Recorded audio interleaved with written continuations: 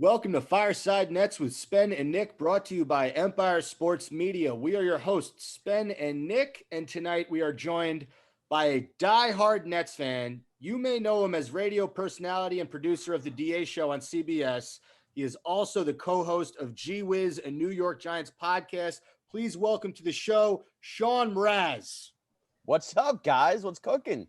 Wish we were doing, previewing a little dude? NBA Finals right now, but that's not to be. Who wins? Who wins Suns game tonight? Or yesterday, technically.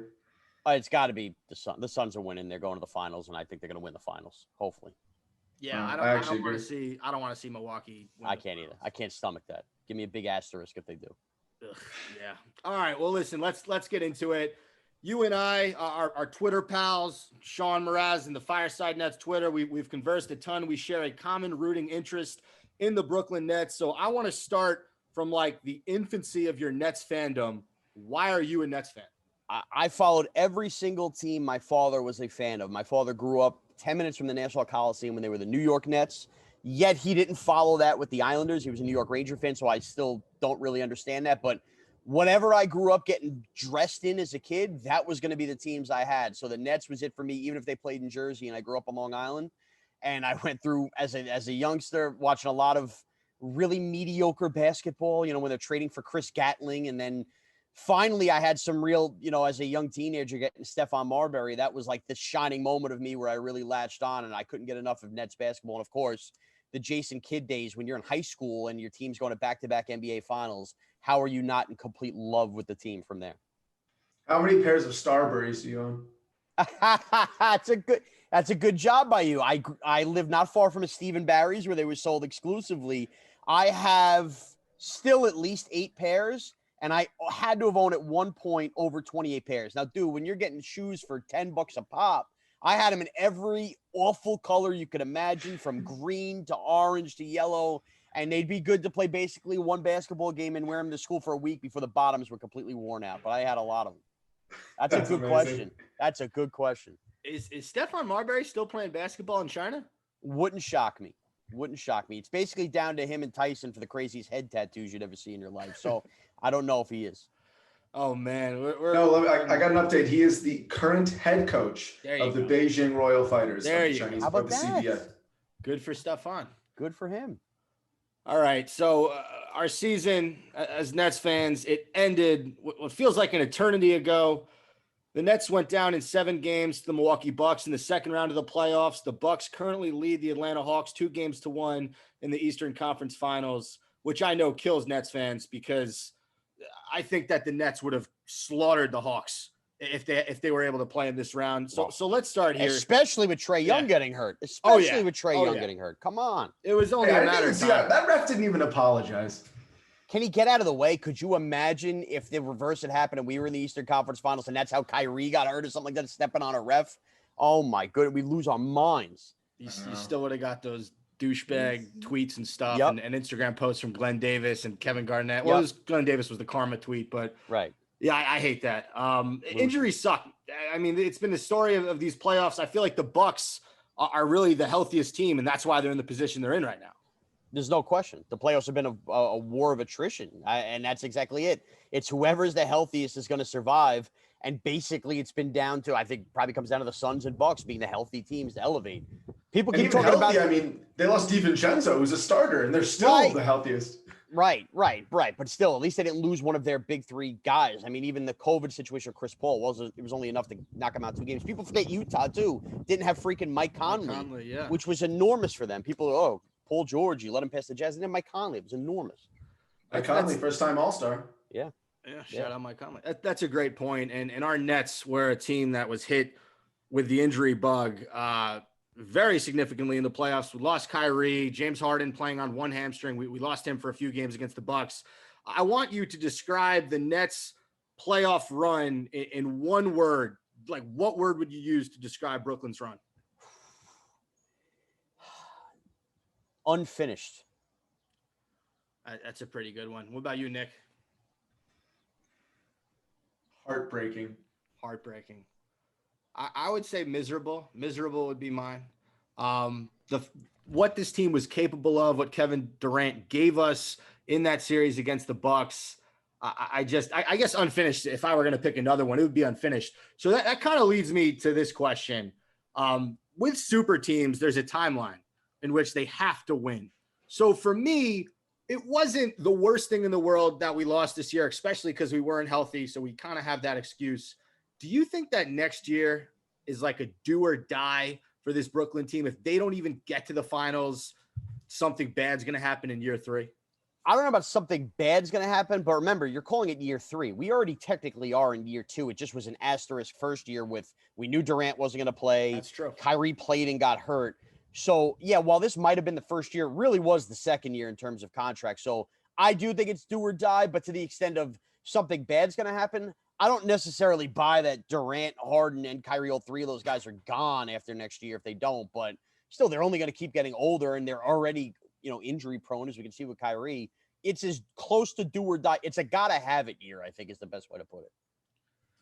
I mean, these guys are not by any means young. You got Kyrie, who's the youngest of the 3 of them, but they're all Harden 31, Durant 33, 32, turning 33 before next season. So I mean, what's the window here, right? It's better than when we got all the Celtics players, but it's still not too long. Right. In that Milwaukee series, what was your anger level from 1 to 10 with Joe Harris? Oh, it was an 11. It was an 11. But you know what? Like, everybody just, I can't believe Joe Harris playing like this. It's the same Joe Harris we saw with the D'Angelo Russell Nets versus the Sixers 2 years ago. It was as if because we weren't supposed to beat the Sixers a couple of years ago, people forgot. Joe Harris went invisible. I don't care how many 3-point contests you win. He was a no-show 2 years ago in the playoffs, and he did the same exact thing in this round versus Milwaukee. And it hurts even more because at some point, man, like, you got to have the realization that it's one thing to say the next man up. You are the next man up. And he completely flatlined from a scoring perspective. He's getting good looks, too. It wasn't like we were asking him to hit shots with people draped all over him. He had 2 good looks that pretty much could have sealed 2 games. Oh, and Nick, how about versus Boston? It wasn't even about the good looks with the threes. He was driving to the rim. He was making power moves down low. And I know it's the Celtics, which is it's great to laugh at the Celtics. I know it's the little old Celtics. But there was none of that versus Milwaukee. It was like he completely forgot how to drive to the rim, too, which if the threes aren't falling, that's part of basketball. I get it.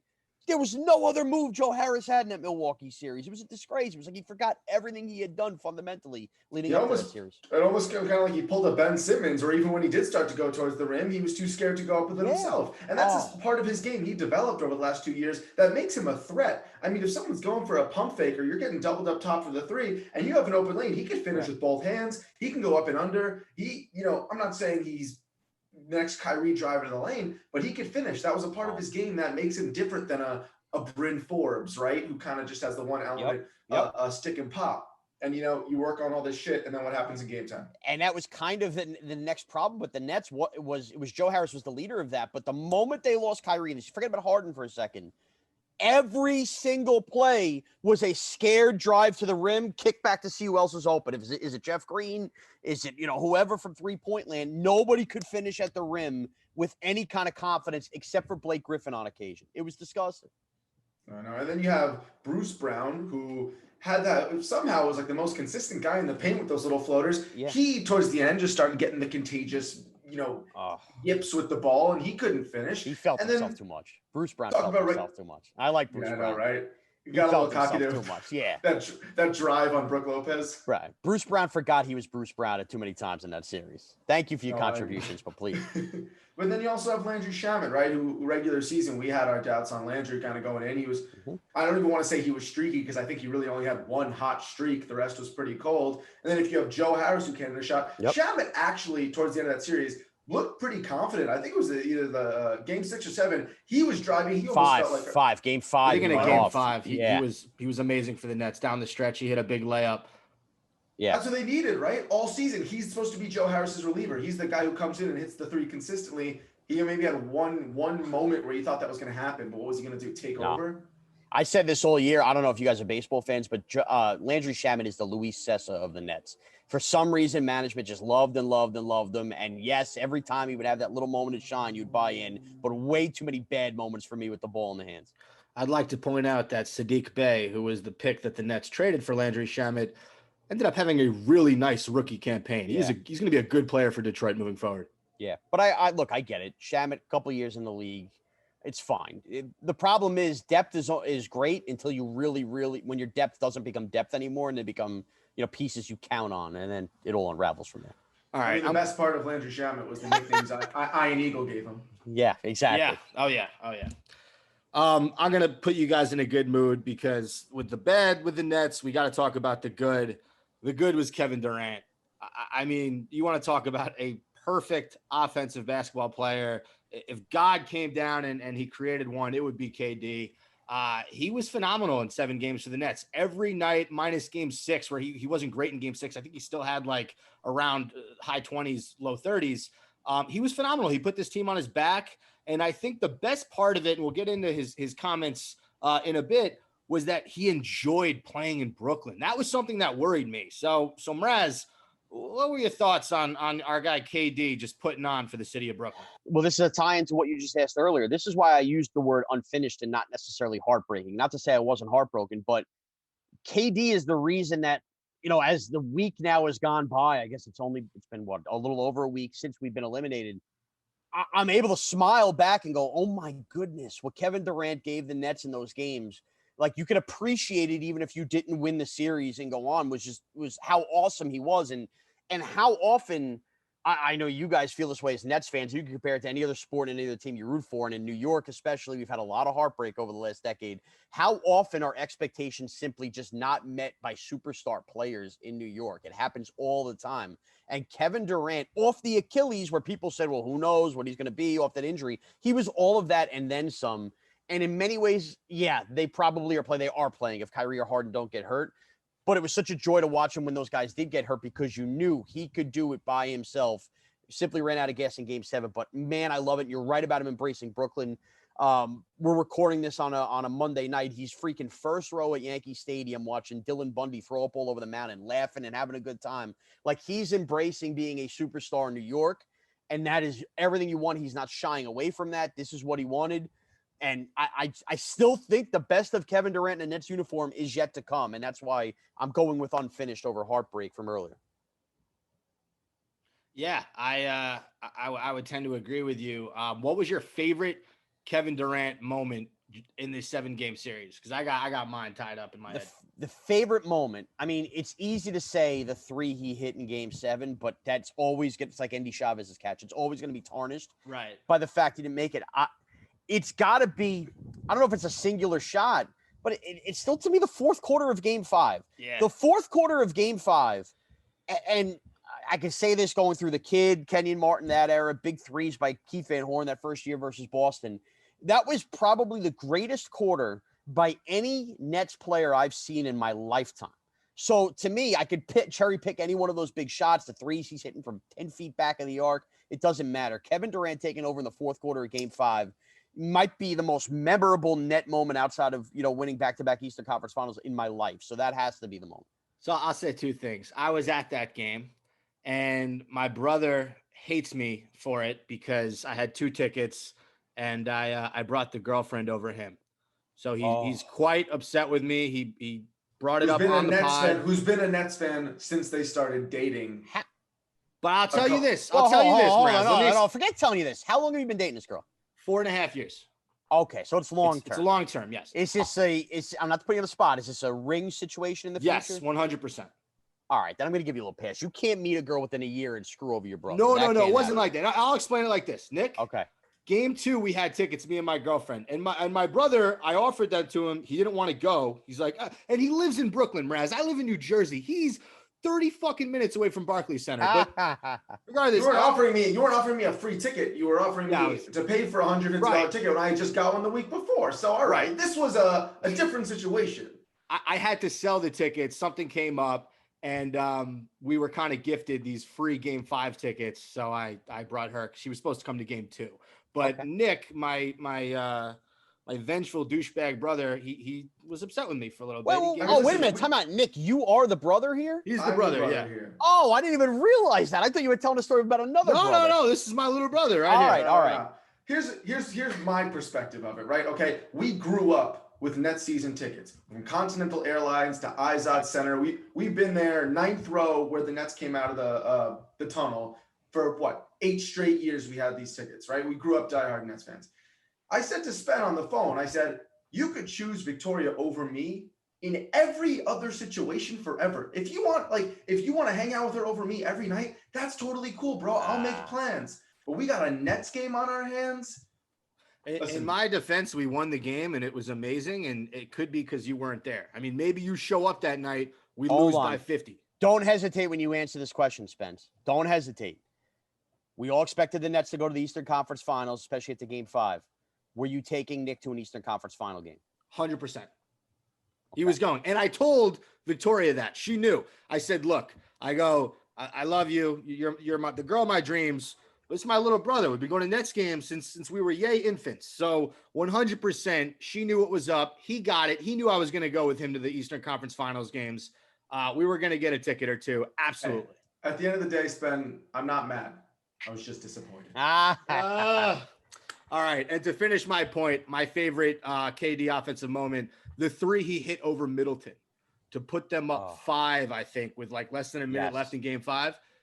There is not a single player in NBA history who can hit that shot. He basically bobbled the ball and then just went up with it. Middleton's 6'8", 6'9". That was on the inbound play? That was the inbound play where they had like no time left on the shot clock. And he lost the ball. And that shot was just incredible. And I've never seen an arena go more crazy since the Izod days. Since the Izod Center days. That reminded me. Streakier. You go, Shaun. No, I was going to say that play specifically, and obviously the fourth quarter of that game, that brought back such great memories of literally playing the Celtics in 2002 and the NETS, Nets chants and stuff like that, where like it was just, oh my goodness, where did this fan base become sounding like this? It's so channeled such a moment for me back to being a teenager. I loved it. Nick? Oh, I was going to make a Chris Middleton comment that, of course, he chose this over the past, 3 or 4 years to actually start hitting his damn threes. And you see him, 2 nights ago, too? 38 points. He's so good, man. Middleton he's not as good as KD, but he's that mid-range three-point assassin. If you let him get into his shooting rhythm, it's going in. Yeah. And he has to be, too, because Giannis can't shoot. So the softest 30-point shooter. According to Kendrick Perkins, Giannis is the greatest athlete in sports right now. I don't think that's the case as far as being the greatest athlete, but I do believe that Giannis is not a great basketball player. He's a great athlete. That's what I've been saying about Giannis, where he's just a freak athlete playing basketball whenever he's shooting, but his fundamentals of basketball are awful. But if I really thought about it, Giannis might be a top five athlete in the world. I really do believe that. Yeah. No, I mean, also he's starting to his 3 is absolute trash, but he's starting to develop that little 1 foot leaning 8-footer. It's such luck every time it falls. I can't take the development. I mean, someone called Middleton Batman and Giannis Robin. I don't think it's like that. I think it's Middleton can be Batman, but Giannis is like Aquaman. Of course. No, right? Of course. If Middleton was the focal point, number 1 part of a team, they're not in the Eastern Conference Finals, right? There's no doubt about it. Right. He is the perfect dynamic scoring too, and really perfect for that team when you consider the fact that Giannis just simply isn't a shooter. So it really blends the best of both worlds for that team. I want to bring up this Kevin Durant quote from his show, The Boardroom, very recently, because Shaun, you and I were talking about it, how happy KD is. So here was his quote. He said, people are saying great year to him. I didn't do anything. We lost. You know what I'm saying? So it's just, I knew I can play. I knew I was nice. I've scored 48 before. I've had big games before. I've made big shots before. So it wasn't it didn't feel like anything special to me because we lost. But then just the camaraderie we built with the fans, the culture we kind of built around Barclays and just the Nets in general, people kind of look at the Nets now all right, they can be a contender next year. I like that part of it. I was excited about that going forward next season, but to be in the playoffs and people see us play in the playoffs, our fans come for some big games. It felt pretty solid to start to build that culture. And that's probably the excitement that you guys are feeling too. So just to hear KD say all that, I mean, he's bought in. And he's right too, right? So look, I know this is nauseating. Like whenever the Knick fans, stupid band, well, you're not relevant in the town, that kind of stuff. We just, okay, whatever. Yeah, they're not relevant. Okay, we all understand there's more Knick fans in the area. We get that. But to that point, man, the net ratings on TV were excellent. I do a national talk show for CBS Sports Radio. I can tell you, like, the Nets were the national NBA team to talk about day in and day out, regular season wise, all of that. So I know the relevance is there. And what he's talking about as far as the fans showing up for big games, like it's almost like we forget because the crazy crowds for the playoffs, the overwhelming majority of the year we couldn't have fans, or if we did have fans, they were so far off that you never saw them on TV. People didn't know what they were allowed to yell, scream, get into it. It was weird, right? Like it was absolutely weird. I didn't even get to go to a game this year. I was finally ready to go to the Eastern Conference Finals, and that devastated me that I couldn't get there. So, like, I think what they built in the postseason and Kevin Durant making those shots and Kevin Durant's confidence and the fans buying in and the fans going like that, I think the next part of like buying in and Kevin Durant talking about Brooklyn buying in and so happy to be here. I think next year's regular season, I expect to be like real energy in the building. People, it's going to be an event to go see the Nets in Brooklyn and watch those three players play. Celebrities will be sitting front row. Like, it is going to be an energized situation at Barclays all year. And I think where Kevin Durant's leaning into that quote and hearing him talk about that with the passion, like, that's really fires me up thinking of it, because people, the playoffs come, all of a sudden the net building's loud. COVID didn't allow people to be loud all year in there. Stop it. Your Knicks take is so dead on. So, like, me and Nick, a lot of our friends are Knicks fans. We get it. There are more Knicks fans in the five boroughs than there are Nets fans. No one's arguing that. But guess what, guys? Nets fans, we exist. We're still around, from Jersey, from Long Island, from Brooklyn. And we're growing. The fan base is growing. Of course. I know several people I went to college with, and now you want to call them frauds or whatever, that just from the mere fact that they grew up in Brooklyn, they became Nets fans because the Knicks didn't allow them to be Knicks fans. And I'm sorry, a cute year with Thibodeau and Julius Randle isn't going to change that in Brooklyn. It might take generations, and maybe it's 20 years from now that we see the fruits of this Kevin Durant era really breeding more Net fans. But I mean, enough with okay, great. What does more relevant New York mean? Like a Net fan cares that the New York Post wrote about your game on Wednesday night versus the Sacramento Kings over the Nets game on Wednesday night. In the end, does it matter? In the end, I don't know. I distinctly remember a Friday night where the Nets played the Celtics and the Knicks played the Hawks, and guess who ABC went with showing on TV? I'm pretty sure they went with the Nets game over the Knicks game. So stop with that relevance. And let's say who's more relevant courtside right now, Spike Lee or Travis Scott? Ooh. Yeah, definitely Travis Scott. 100% Travis Scott. Definitely Travis Scott. One quick question I have for you, Shaun, because you mentioned talking about the Nets on a nationally broadcast show all the time. Mm-hmm. Super relevant topic. Obviously, the hottest team in the NBA right now. You're a Nets fan, so obviously you love the Nets. But thinking about from the opposing side right now, everybody else who's outside of the Brooklyn circle, who's a part of our club, are we the most unlikable team in NBA history? In NBA history, I still, I can't. It's hard for me to make the leap of faith for history, because I did sense a little bit in this Milwaukee series, like a lot of people who claim to be Nets haters, like in love with what Kevin Durant was doing. So if you really are the most hated team in NBA history, you would just hear the FKD stuff. That wasn't. People seem to really love what Kevin Durant did this specific series. And also, I do think there's an element there is a national hatred for Boston as a sports town in general because of how, let's call it, piggish they've been in the amount of titles they won and everything. And I do think, as hateable as Kyrie is on a national level, he actually garnered some support when you heard the Big Baby Davis stuff and all that stuff when he was wiping his feet on the cartoon of freaking character that the Celtics have that apparently is so prestigious, like the Cowboys star.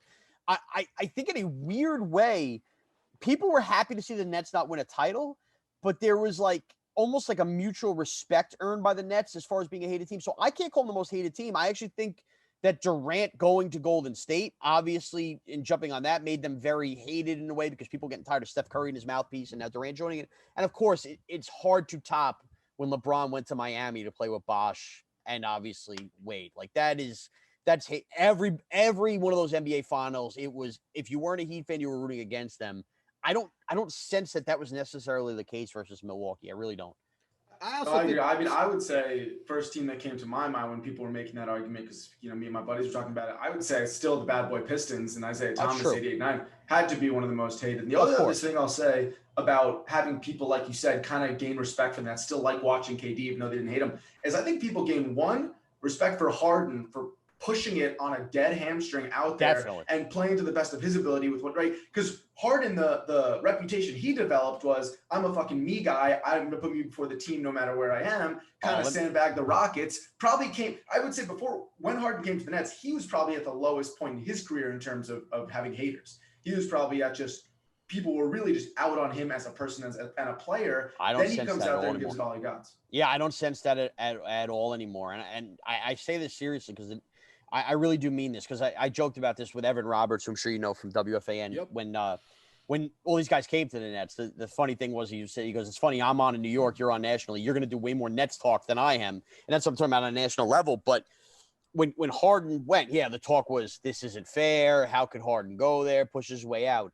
And I'm telling you, it was within 3 weeks when Harden was shining and awesome, and KD wasn't playing and Kyrie wasn't playing, and he was literally carrying the Nets on his back. You wonder what seed the Nets would have had if they never made the trade for James Harden. Off the bat, I think the script flipped on James Harden, where people fell in love with the player who wasn't, quickly forgot. Because with all due respect, in the moment, what Harden did wasn't right. Let's face it, people don't care about the Houston Rockets nationally. And I don't think there was that soft spot for Houston afterwards. And then especially in the series, when Harden was all in and said, I'm playing, I don't care, give me the ball, and people saw that he was hurt too. I think that helped Harden's reputation too, because if Harden had come out and he had dropped 40 points, and it would have been, well, did you really need to sit out those last couple of games? What were you milking? I think the act of watching him be hampered and missing those shots, but still be critical in little things by just carrying the ball over the court, not having Mike James do that. That was so important for his reputation. I really do believe that I don't think Harden is hated, frankly, at all anymore, unless you're in the city of Houston. No, and I was the guy, Spen could attest to this, who put up a big fuss when we first got him, because I was not sure that was what we needed to build this team. You were a don't trade Jared Allen guy? I didn't even mind watching those players go. I just didn't know if it was worth it. And then, honestly, the flip switch. Not worth it adding a third top 15 player in the NBA. We don't have to get into that. This is what I had to deal with in November. The point is, it took me about 48 hours to completely go back on everything I said. And then the last thing I'll say about being likable as a Nets team, to argue the unlikable point, is who wasn't rooting for Blake Griffin this year? The Kardashians. True. Yeah, no, it's oh man. So now you're just making me you bring up that too, right? I'm sorry. Now I'm ranting. Keep going. About this. No, you're good. You bring up who's not rooting for Blake Griffin. Can I just add something else that my friends who aren't Nets fans don't understand either? I know that I shouldn't be a pig like this, where enough should just be enough with the injuries, but we didn't think of it in real time, because who thought of it in real time? How crucial did losing freaking Spencer Dinwiddie and LaMarcus Aldridge end up being for this team? Aldridge could have been the perfect guy at the rim versus obviously Brook Lopez and Giannis. And Spencer Dinwiddie, whose numbers were down, I know it was a whole year spent without him, and it's really stupid revisionist history, had he never gotten hurt, and then these injuries happen. You bring up Blake Griffin, who wasn't rooting for those guys. That's the same kind of guy that Blake would have been, these other extra pieces that the Nets didn't have that are forgotten about. We talk about these other injuries. They have Aldridge and Dinwiddie still. They're probably beating Milwaukee even if Harden and Kyrie get hurt too.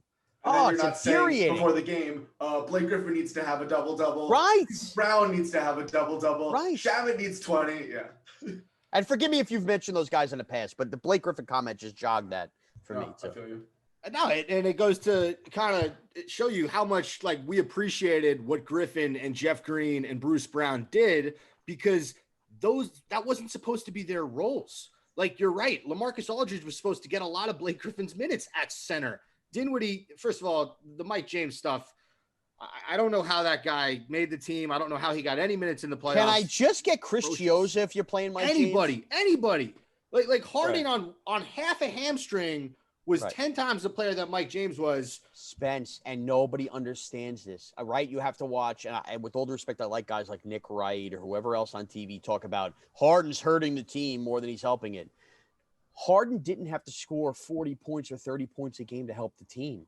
It was simply that freaking KD didn't have to be the guy carrying the ball over the court and making sure you weren't turning the ball over to set up the offense and allow KD to go off like that. You literally that's what James Harden needed to be on the floor to do, and that's what he did, and that's why he was so important when he returned. Yes, he was hampered. Yes, he couldn't hit shots, and yes, you wish he was healthy, but Mike James would have had 5 more turnovers in that spot without Harden. It doesn't go to a game 7 without him. Yeah. Also, who's giving Mike James the green light to do like It's a step gotta back be fadeaway his team. three? It's got to be Steve Nash and KD. But that's my question, right? How much? Yeah. Obviously, Mike James, talent-wise, shouldn't have been in the position he's been in. Without the injuries, he is not there. But how much can we fault Mike James for going out there and hucking up shots? How much is on Steve Nash, who's arguably one of the best point guards in NBA history? How did Nash not like James has a good first step? He's a quick player, and no, I'm not trying to say we need Mike James, and Mike James is a big part of this team. But why wasn't he disciplined to don't fucking shoot the ball? You want him to be spanked? I don't understand. What do you mean disciplined? Well, here's how he was disciplined. You never saw him again the last 2-3 games. That's true. That's a good point. Yeah. No, I mean, not even 2 minutes off the bench to spare on. You never saw him again. That was it.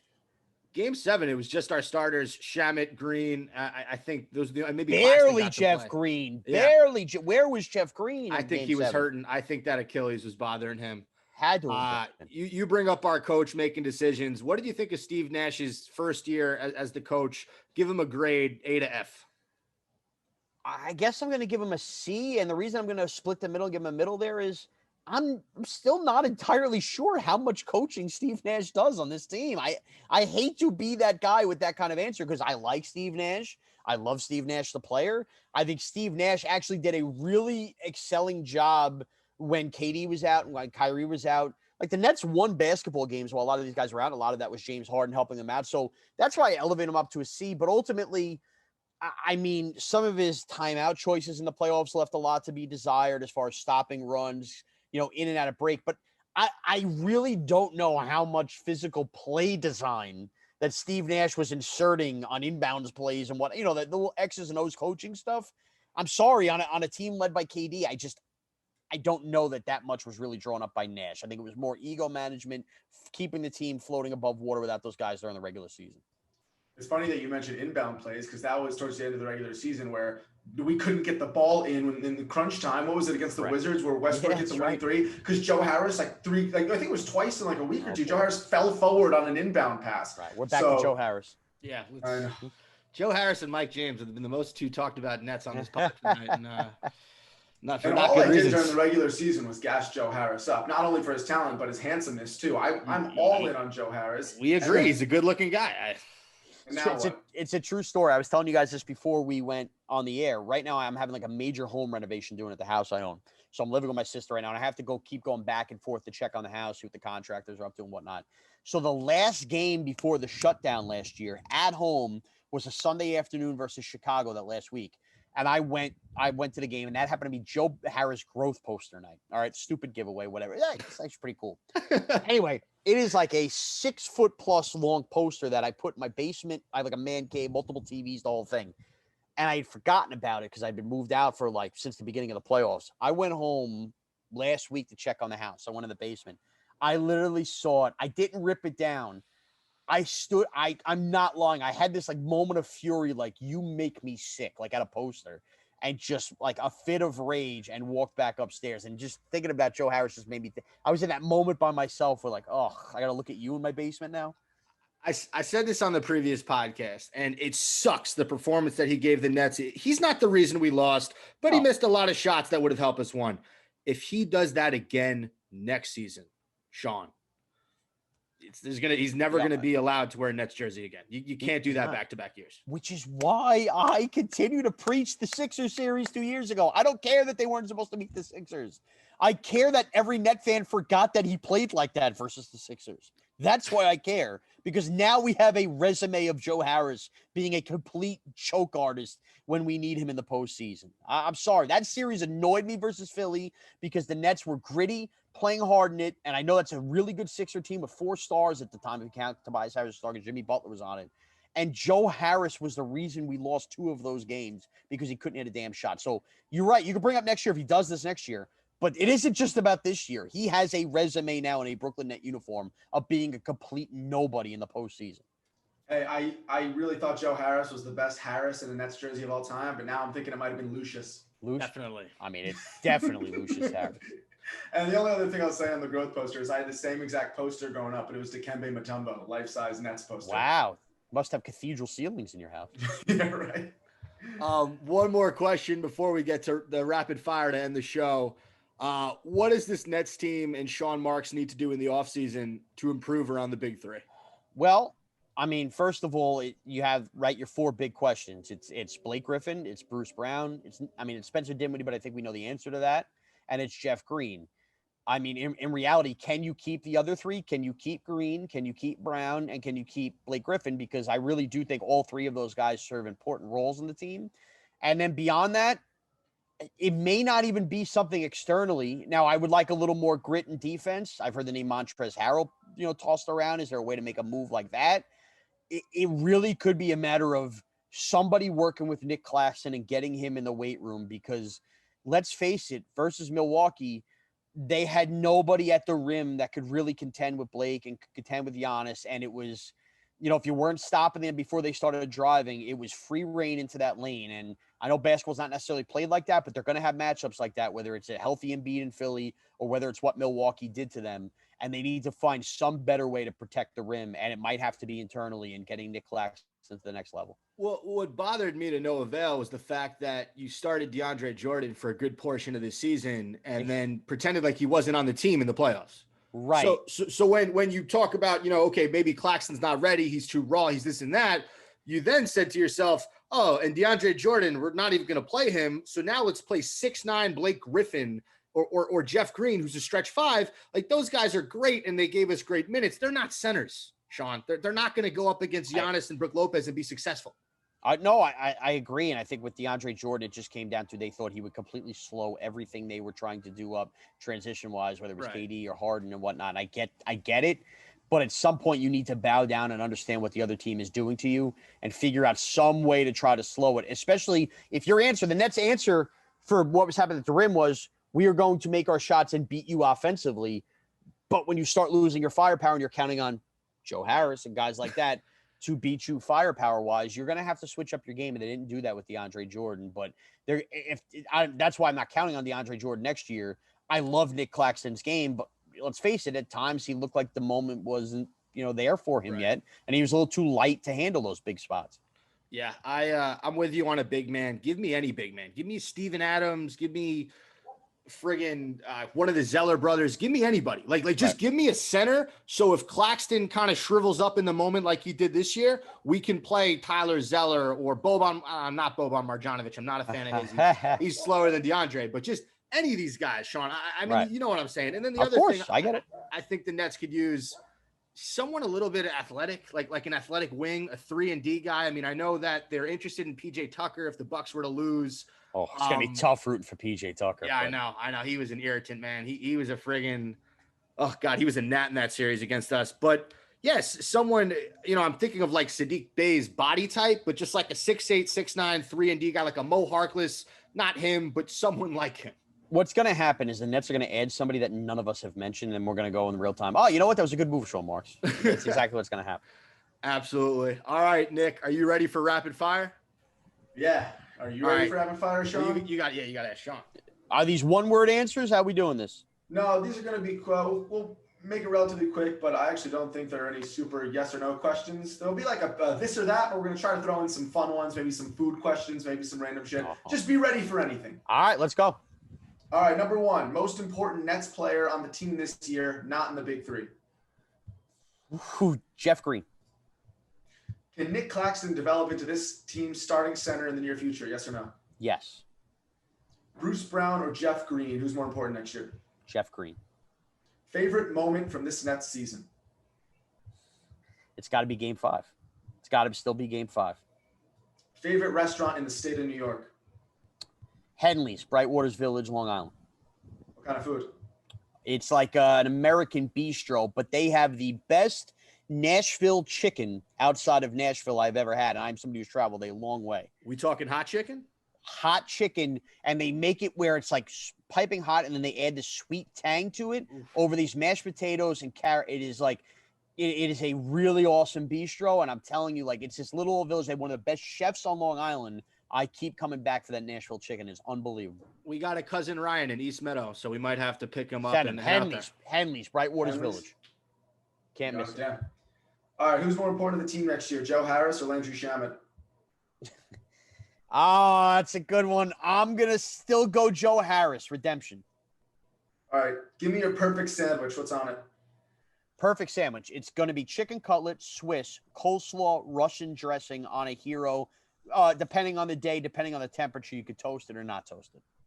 Oof, that's fire. Now I'm getting hungry. All right, you personally, you're guarding Kevin Durant. What's your strategy? I know I'm guarding KD before anything because my first strategy would be to lose some weight. My next strategy, arms up and pray. That's it. Arms up and pray. All you can do. All right, Reggie Perry or Alize Johnson? Woo! I'm going to go Alize Johnson. He won me over down the stretch this year. What was that? Double-double was insane. Yeah. Yeah. The All more right, Johnsons, the better on that net bench. It's true. You can take one Nets role player from the last 20 years, not currently playing anymore, and put him on this team. I love this question. Aaron Williams. I'll let you answer it too. Aaron A-Train? Williams, the A Train. We've had Aaron on this podcast. Have you? Aaron Williams would have been the perfect guy to come off the bench in this series and deal with the likes of, this is the guy we were talking about, right? We were talking about somebody coming in and beefing it up. Aaron Williams, that was a net team that played in transition with Jason Kidd.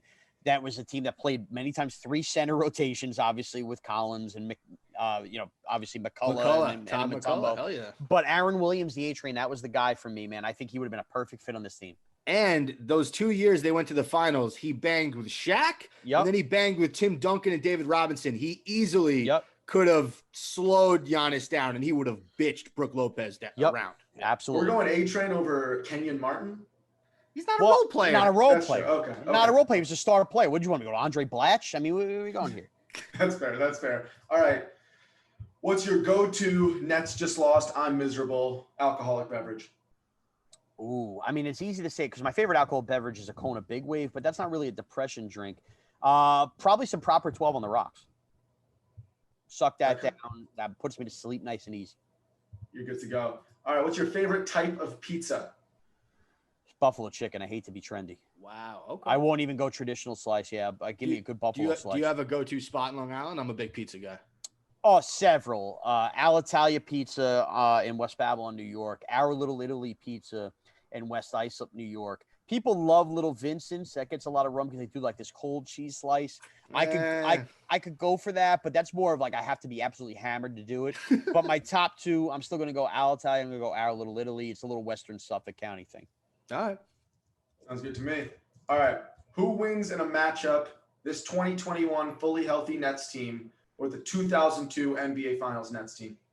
This team, fully healthy. Absolutely. This was the most talented Nets team of our lives generation ever. Yes, absolutely. This team. What about this team with James Harden on one hamstring and no Kyrie Irving? I think that Kid and Kenyon Martin and company would have took them down. Okay. We're talking about the first year with Van Horn before we got Mutombo and before I'm Rich talking about Jefferson the 0-2 team against the Lakers. I would think that team beats them with the banged up Nets. I do. I think Kevin Durant would have went off on them, but I think they would have done enough. But remember, that was a team that slowed things down like the Bucks didn't play games in the 80s as well. But I still think if you fast forward, they would have found enough scoring. I think whether it's Lucius Harris or Kerry Kittle, somebody would have started hitting a bunch of threes and the game would have looked different for them. Would have been fun to watch. All right, rank these 3 in order, first, second, third. Burger, burrito, fried chicken. Oh, it's burrito number 1 without a question. It is going to go fried chicken number 2, and I'm going burger 3. I tend to find burgers, actually, this is weird for a fat guy. Burgers might be the most overrated yet still enjoyable food in America. Agree. Hard agree. As a fellow fat guy, I'll take pretty much everything before I'll have a burger. Like burger, Burger's solid. It's not bad, but I'd have had to exhaust all the other options that week. Right. By the last day, it's like, all right, fuck it, I'll have a burger. Exactly. Like every time, it feels like every time I'm out to dinner too, people are like, oh, the burgers here are great. And I never order a burger when I'm out. And even if I'm by the grill and the burgers are a common thing, I see a sausage, some chicken, something like that. It's always like the last thing I grab. But every time I have a burger, I like it. I find it overrated. Burritos, absolutely unbelievable. Unbelievable too. Good time with burritos. The burrito craze, I feel like, really took off the moment the Nets started getting good in the early 2000s. Burritos were not as popular in the 90s, I feel like, at least in the Northeast. That's a Tex-Mex steak for you. Interesting. I was actually just in Austin, best Tex-Mex of my life. But I'll tell you, if you come to Williamsburg, Brooklyn, best burrito I've had in Brooklyn, and a couple of my buddies could vouch for this, Macondo. Macondo Los Tacos. Okay. It's on Metro. I'm sorry, it's on Union and Grand on the corner. Unbelievable burrito. Union and Grand. The best chicken and waffles I've ever had has been in Williamsburg too, and I already forgot the place. Oh, is So that great fried Commodore? chicken. Commodore? Maybe that might be it. I think I had that in like a PBR, and it was like unbelievable. I was that's the smoked best. though. I got to be honest. I was completely tanked rolling in, but it hit the spot. Only made it better. Only made it better. Hit the spot. All right. Name one Nets player you could take in a fight right now. Chris Chioza. I mean, Yeah, absolutely. It's the go. I'm sorry, it's the go-to. He's short. He's nothing. I'll put him in a noogie. That's it. All right, I got two more questions for you. One Nets related, one non-Nets related. We'll go non-Nets related first. Favorite TV show right now? What are you watching? Favorite TV show right now? The Shy. What's that about? The Shy is, like it's a group of young kids in Chicago, and there's drugs on the street. It's on Showtime, right? Yeah, it's good. It's like almost like a combination organized crime, kids growing up, cops. I'm into any kind of show like that. But The Shy's a couple seasons in. They've lost some characters along the way, but currently right now, because it's the summertime, that's the show. Although I am dying for Succession to come back on HBO. Ooh, that's a good show. All right, we're gonna end this because we are a Nets podcast on a Nets prediction.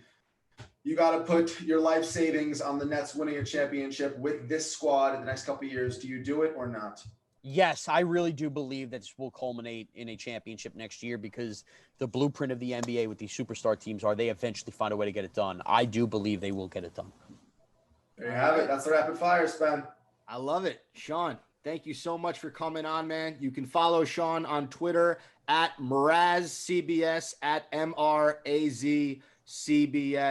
We really appreciate it, man. We'd love to talk Nets with you whenever. Anytime. This was a lot of fun, guys. Take care and make sure you take your damn brother to opening night, please. Of course, Shaun. I owe him one. He's going to hold this over my head for the next few months. How about we link up at McMahon's before a game next year for a couple beers, all right? I love it, man. Absolutely. I'm there. Absolutely. You got it, bro. Take care, guys. Bye. All right, you too, man.